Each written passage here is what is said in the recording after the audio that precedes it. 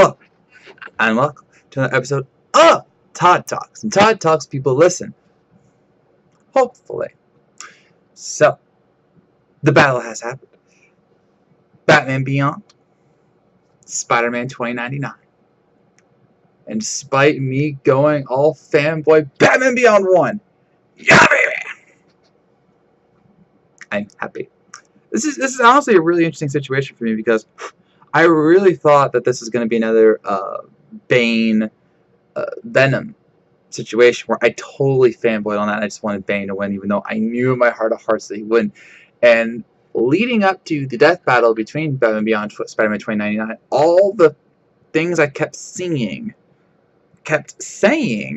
that Miguel O'Hara was going to win, and for justified reasons. I mean, they were justified in thinking this, except he didn't, and no one is more surprised than me.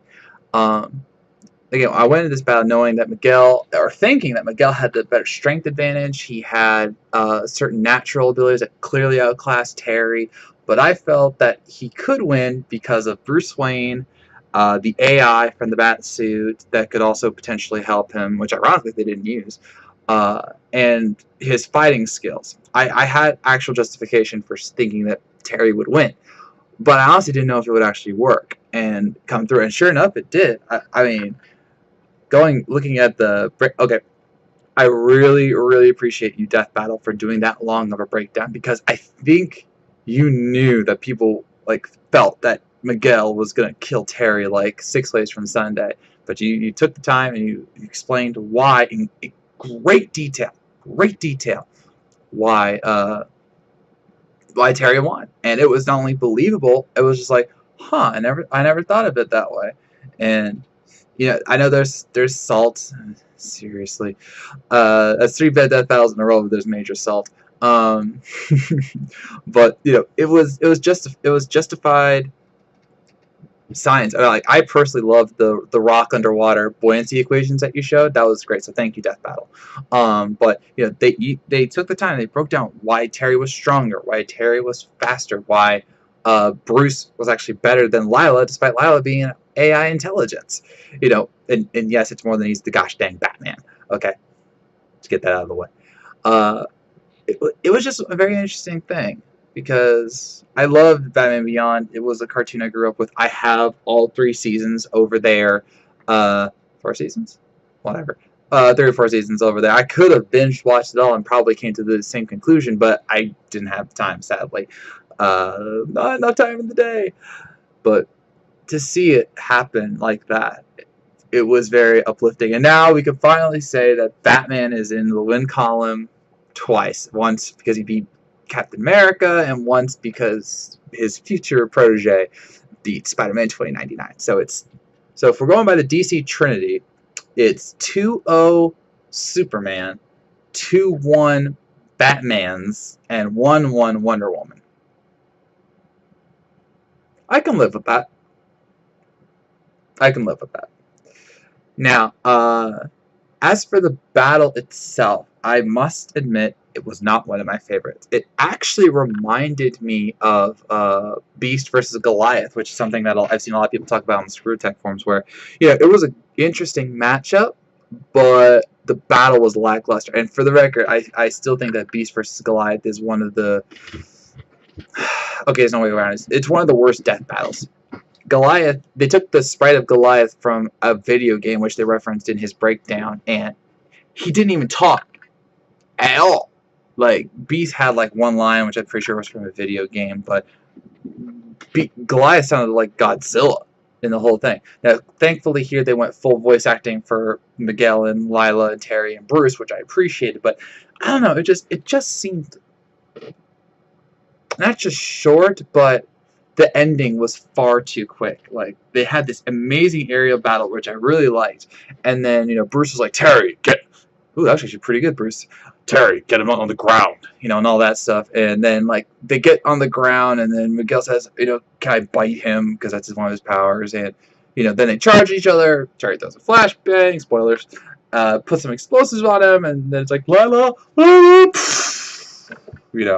we do that again, I I don't know, it felt a little too impersonal. And like a lot of these deaths are supposed to be like, personalized, very destructive deaths, and here it just felt a little too quick. Now I know that this technically could have been what happened in the battle, but I don't know. It didn't resound for me like Naruto, uh, Ishigo did, or certain other 2D death battles.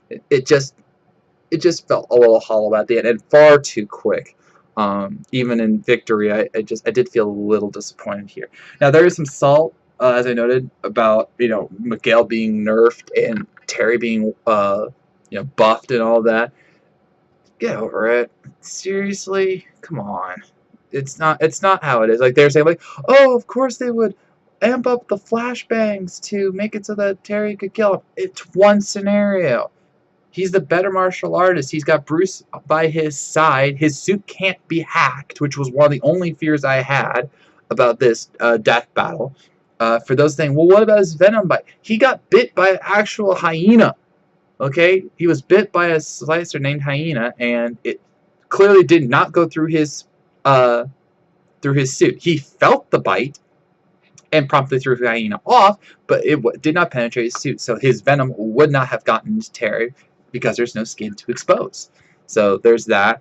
And as for whether he could slice open the suit's been upgraded so many times that slices likely wouldn't have gotten through it, and it specifically said that Miguel's claws cut through certain kinds of metal. It's not like a Wolverine kind of thing where it's the sharpest thing around. Okay, he's not the best he is at what he does. He's not. So, is there a Wolverine 2099? I really don't know. I know there's an X-Men 2099, as we just found out in the comics. Moving on, but their justifications were justified. So I am happy to say that my fanboyism truly triumphed in the best way possible at about gosh dang time, and Batman Beyond won. So pretty cool. Yeah. Now, next up on Death Battle, it is the season finale. I know, I'm sad, but they're going out with a bang with the apparently leaked, but still pretty cool Sephiroth from Final Fantasy VII versus Virgil from Devil May Cry. Yep, they're doing this one, and it will be animated by Torian, so it's going to be, unlike last season, it's going to be a true 3D death battle. Possibly one for the ages. We'll just have to see. Yeah, and then we'll be the last one for the season. Now, I'm saying it right off the bat. I have no connection to either of these characters. I knew Sephiroth from Kingdom Hearts before I realized that he was a Final Fantasy VII villain. Okay, that's how out of the loop I was with Final Fantasy for a long time. I have played Final Fantasy VII. I have not beaten Final Fantasy VII, and I've never played Devil May Cry. I only know Dante, because of me. I know of the series obviously, and I played Dante in Marvel vs. Capcom a few times, but most of what I know is from just things I've heard. So I will have to be doing deep research on both Sephiroth and Virgil, because there's some conflict. Not conflict. There's some conflict over who really is stronger. So, and whether certain feats that they did actually are comparable, and all that stuff. So it's gonna be an interesting death battle, and I think this will be a proper ending to the season, which is something fans want, obviously. And hopefully, once it's over, let's see, close to Christmas. So, hopefully it won't be too long before Death Battle returns. But that's a conversation for another time. So, with that, I'm ending this episode of Todd Talk. What did you think about Batman Beyond vs. Spider-Man 2099? What did you think of the fight? What did you think of the outcome? Did you pick correctly like I did? Yeah. Let me know in the comments below. And then, of course, what do you think about Virgil versus Sephiroth as for the season finale? Yeah, I want to know. So, I thank you for watching. If you made it this far, I know you're listening, and I will see you around.